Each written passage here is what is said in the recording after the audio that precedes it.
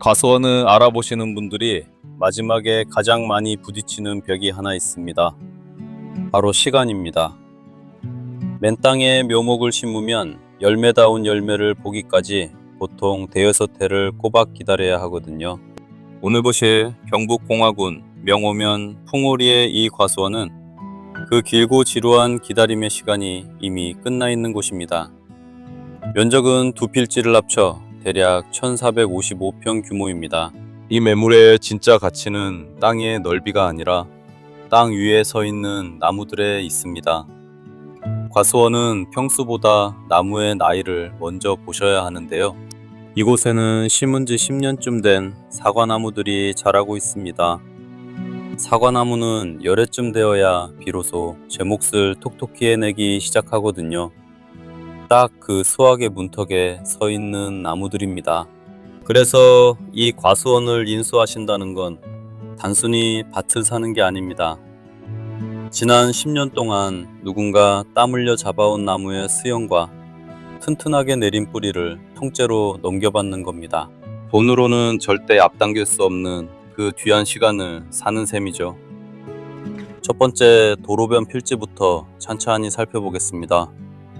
항공에서 보면 사면 전체가 시원하게 볕을 받고 있는 게 보이실 겁니다. 사과의 고운 색과 달콤한 당도는 결국 햇볕이 만들어내는 거니까요. 나무마다 지주대와 와이어가 꼼꼼하게 걸려 있습니다. 그동안 얼마나 정성 들여 열을 세워 키워왔는지 짐작이 가는 대목입니다. 나무와 나무 사이의 간격도 그냥 비워둔 게 아닙니다. 사람이 편하게 지나다니고 약을 치는 방제기가 수월하게 들어갈 수 있도록 넉넉한 폭을 계산해서 잡아둔 자리입니다. 밭 한쪽에는 붉은 지붕을 얹은 창고가 서 있습니다. 정면을 보시면 출입문이 두 개로 나뉘어 있는데요. 안쪽 공간이 두 칸으로 분리되어 있다는 뜻입니다. 한 칸은 농기구나 방제 장비를 보관하는 용도로, 다른 한 칸은 수확한 사과를 임시로 쌓아두는 자리로 쓰시면 딱 좋습니다. 옆으로는 차각막을 씌운 가설 공간도 알차게 붙어 있고요.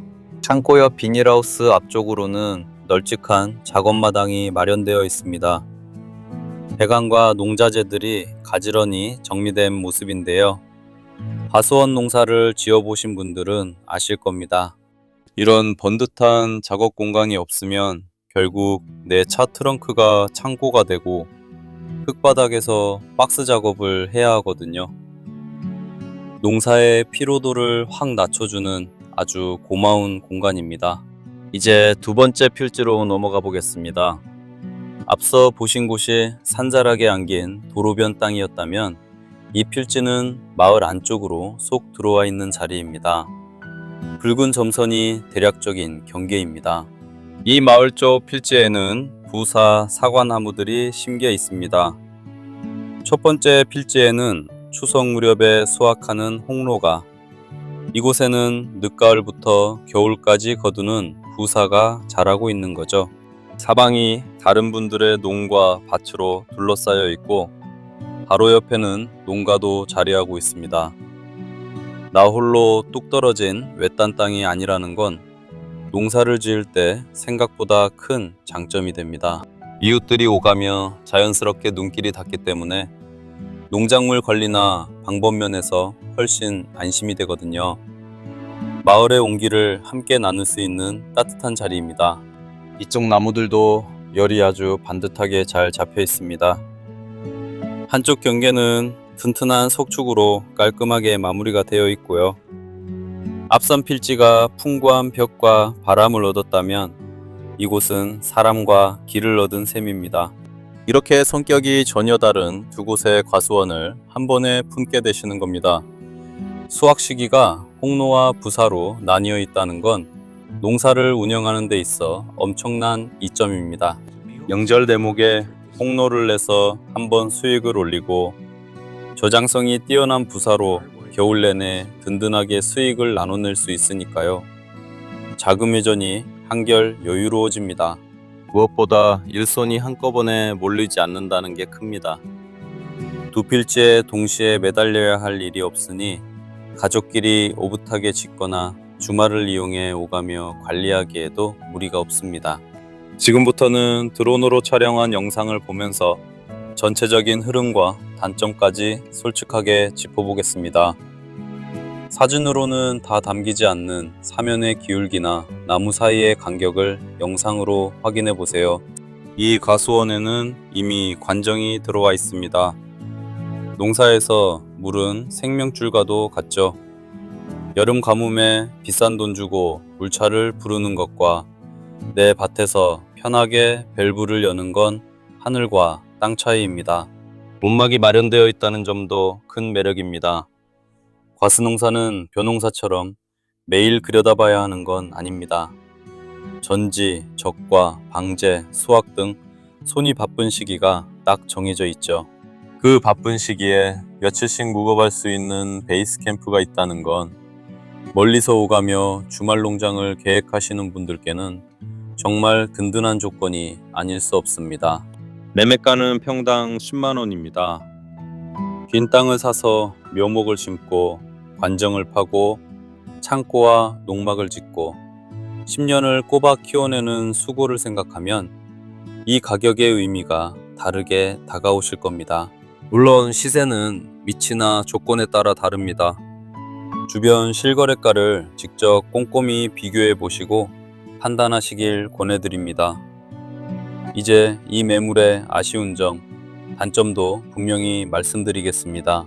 첫째, 두 필지가 나란히 붙어 있지 않습니다.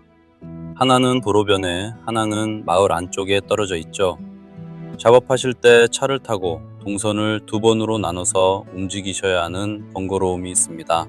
다만 앞서 말씀드렸듯 폭로와 부사의 작업 시기가 달라서 두 곳을 하루에 동시에 뛰어다니실 일은 거의 없을 겁니다.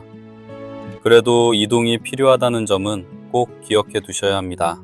둘째, 두 필지의 진입로 여건이 조금 다릅니다.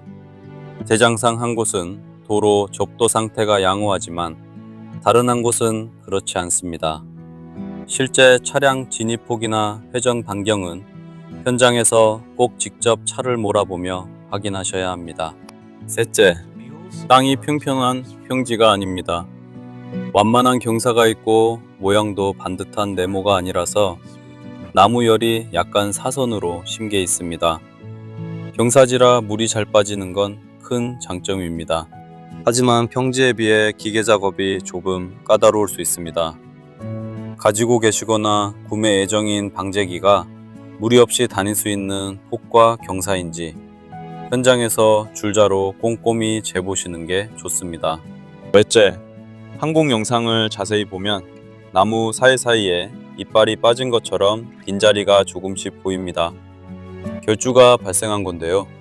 정확히 몇 그루가 비어 있는지 새로 묘목을 보식해야 할지는 직접 세어보셔야 합니다. 이런 단점들에도 불구하고 이 과수원은 묘목을 심고 기다리는 5년의 세월을 단숨에 건너뛰게 해주는 귀한 매물입니다. 첫 해부터 무리하게 수확 욕심을 내시기보다는요. 첫 시즌은 가지치기와 거름주기를 하면서 어떤 나무가 어떤 성질을 가졌는지 내 손에 익히는 시간으로 쓰시는 걸 추천해 드립니다. 사계절을 겪어봐야 비로소 내 과수원이 되니까요. 농지 취득 자격 증명 발급 절차나 창고와 농막의 정확한 승계 범위 등은 계약 시 협의하고 확인해야 할 부분입니다. 궁금하신 점은 언제든 문의해 주시면 자세히 안내해 드리겠습니다.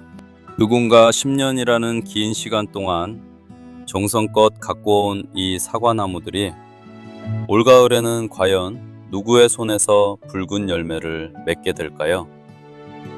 그 자리에 서 있는 내 모습이 그려지신다면 편하게 연락 주십시오.